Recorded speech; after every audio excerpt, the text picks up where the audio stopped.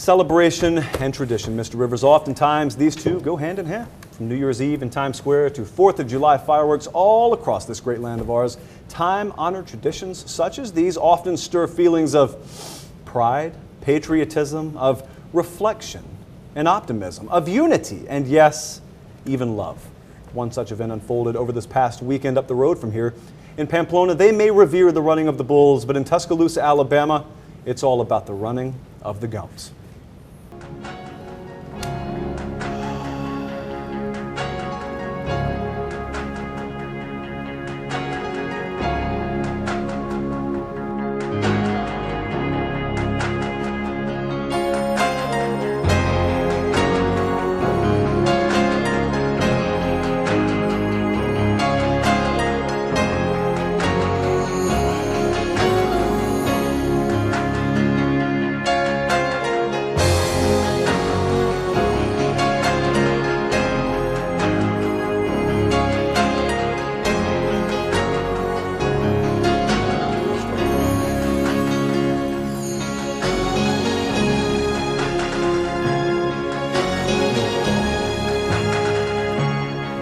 There they go. These are real moving images to prove this happened over the weekend.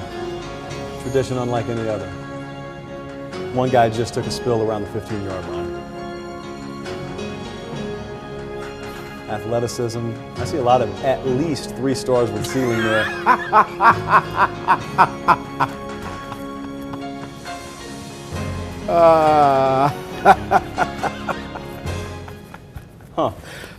It's funny. Hey, any legitimacy the running of the gums has with anybody, when I see a young man holding a football like this and running down the field, you lose everything with me.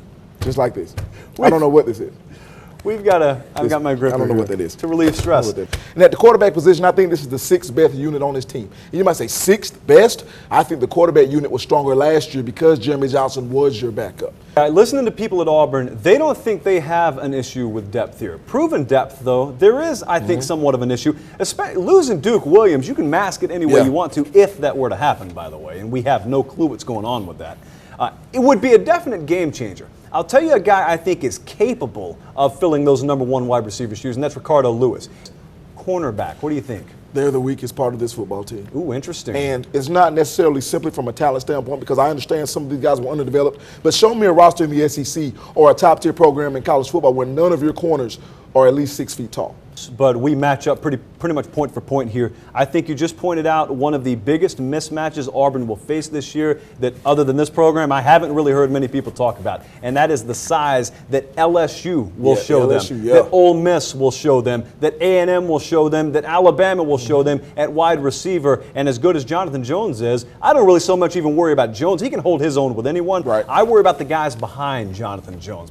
Welcome back in. Football Nightly Down South, 21 past the hour. I think we're like 23 or 24 days, I'll count, away from kickoff. 3 weeks. At least the Thursday night games. We have Facebook questions here. Seth in Opelika is first up. He asks, is Duke Williams suspended for the Louisville game? Officially, no, he is not. He has been kind of, I guess you could say, suspended from practice. What I can also tell you is, listening to those wide receivers talk and those coaches talk after that scrimmage today, they don't seem all that upset about it. They're ready to move on with what they have over there. So if you get him back, fine. If you don't, fine. I think that team, without Duke Williams, is still ready to go play some football. Yeah, this is a good one. David in Fort Mitchell says, I love how both of you gang up on Alabama. Typical hater mentality. You're a hater. You're a Bama hater. You know what we were referred to last week as, by the way? Both of us. The old FNDS inbox labeled us Bama homers. Oh, man. So something happened over the weekend, and it wasn't running of the gums. Something else must have happened over the weekend that has turned the tide. You see what I did there, didn't you? Yeah, that was not good at all. That was not good at all. Yet I still believe this year Alabama has to rebuild relative to what Alabama does. Are they still a top-tier football team? Yes, they will be. Will they be at the end to win the SEC West? They'll be in the mix. I just know that there are a lot of things that they have to work on. So whether you call me a homer or a favorite or what have you, I'm cool with it. And we'll probably slurp them all season long as they win a vast majority of their games. But hey, we'll hate away tonight. Because you are. Go Ducks. You're not a Bama hater.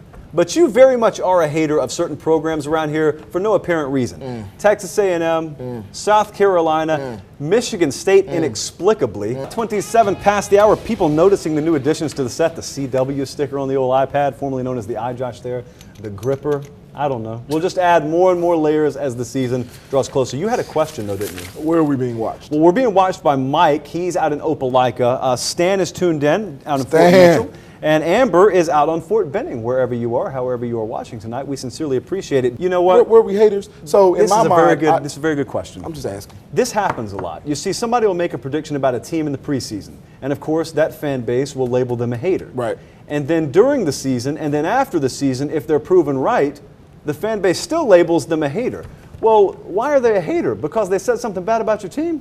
Is that why they're a hater? I want to know even though it ended up coming to fruition? I want to know why A&M is picked to win the West. I want you to give me some bona fide and viable reasons why Texas A&M is better than these teams. I've got his criteria here. I'm listening.